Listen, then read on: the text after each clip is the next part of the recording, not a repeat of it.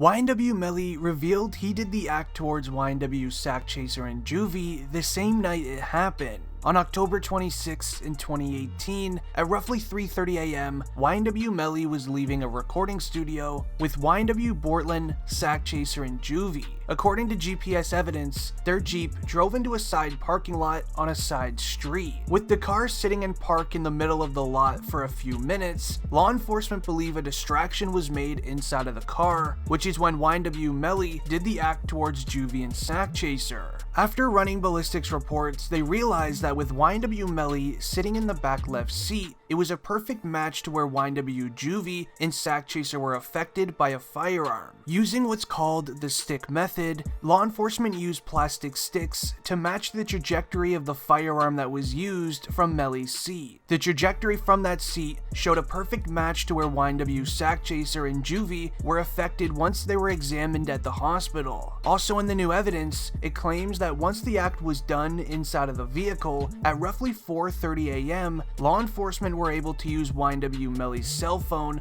as a GPS tracking device. They noticed that YNW Melly stepped out of the car and walked around that car in a circle motion. The theory is, after the act was done inside of the vehicle, YNW Melly stepped out and roughed up the car from the outside, using the same firearm he used against Sakchaser and Juvy. This is so then it would make it appear as if they just went through a drive-by. This theory seems true, as the shells from the firearm they found outside on the pavement and grass matches the firearm shells that were found under the floor mats beside YNW Melly's seat. At roughly 5 a.m., YNW Bortlen then drove Sakchaser and Juvy to the hospital for medical attention. Meanwhile, YNW Melly was seen sprinting home on GPS. On this same day, YNW Melly revealed on his Instagram DMs something concerning. As reported by Complex, they stated a new piece of evidence saying, there is one Instagram exchange that took place after the passings, which was obtained by Complex via a public records request. In it, YNW Melly's Instagram account says, "I did that," in one message, followed by another one 2 minutes later saying, "Shh."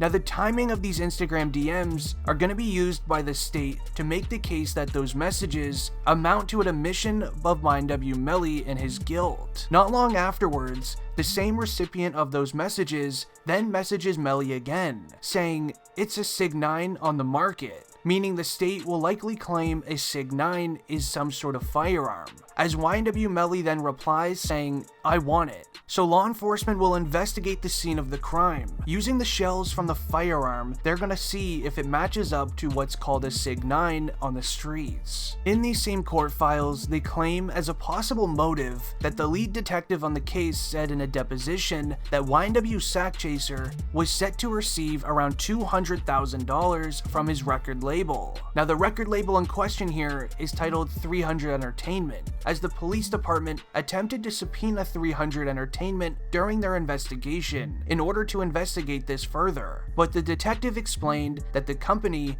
refused to honor our subpoena. This made YNW Sakchaser's mother, Jana Thompson, expand on the $200,000 payment in a March 2022 deposition. Though she specified that she didn't know exactly who the alleged payment was from or who it was for, she said that her son, YNW Sakchaser, did reach out to her a few days before he passed. She says, and I quote, "My son hysterically called me. She said, he was very concerned about my whereabouts. He was concerned about his sister's whereabouts, and he was concerned, just like something was gonna happen to us. And he told me that he would not get his money." She continued saying, "I'm probably not going to get my $200,000. I'm probably not gonna even get my money, Mom." So around the time of YNW Sakchaser's passing, this is when his music career was starting to take flight. Dropping hit songs such as Tropical and Back End, it got the attention of YNW Melly and his music label. According to records, they claim that YNW Melly allegedly did the act towards Sakchaser to avoid paying him the $200,000 to join his record label. So if this turns out to be true, YNW Melly will then be eligible for the penalty, as he used money as a motive to commit this act. Now this alone explains why the prosecutors announced in the courtroom they're no longer interested in YNW Melly going to prison for the rest of his life, as they announced they're going to be doing anything possible to make sure that YNW Melly faces the penalty. This is because YNW Juvy and Sakchaser's parents want justice for what happened to their boys. Now in that same deposition, YNW Melly's lawyers asked YNW Sakchaser's mother a bunch of questions. We see YNW Melly's lawyer ask Sakchaser's mom,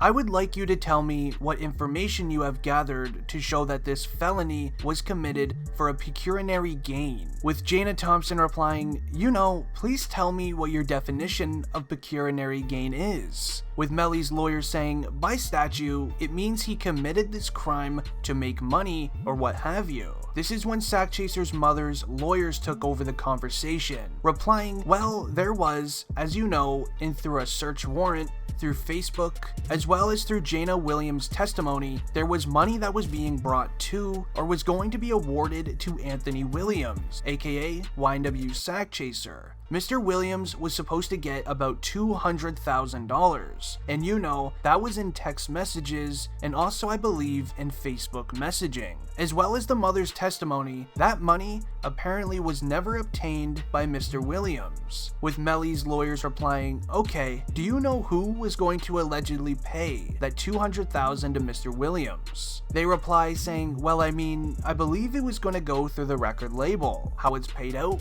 I don't know." So all of this information was present to the judge when YNW Melly had a court hearing at the beginning of March. As seen from this photo of that hearing, YNW Melly didn't really look like YNW Melly anymore. Allegedly, Melly's reaction in court from witnesses was that Melly seemed very nervous, jittery, and was playing with his fingers a lot. YNW Melly in court was told that his case was being pushed back to May 23rd. But you may have heard as of lately that Melly's trial has begun. It technically has, as it's only just the jury picking as of this moment. They have to find the right jury for a court case as serious as this. Not to mention, you can't have anyone in the jury that is a huge fan of YNW Melly's music either, because then they're gonna side differently, saying that Melly's innocent and shouldn't be sentenced at all because they're a fan. But during this hearing, the prosecutors gave the judge originally 66 pages of new evidence against YNW Melly. Now this evidence booklet featured GPS evidence, ballistics evidence, and even a confession video found on YNW Melly's cell phone. But fast forward to March 17th,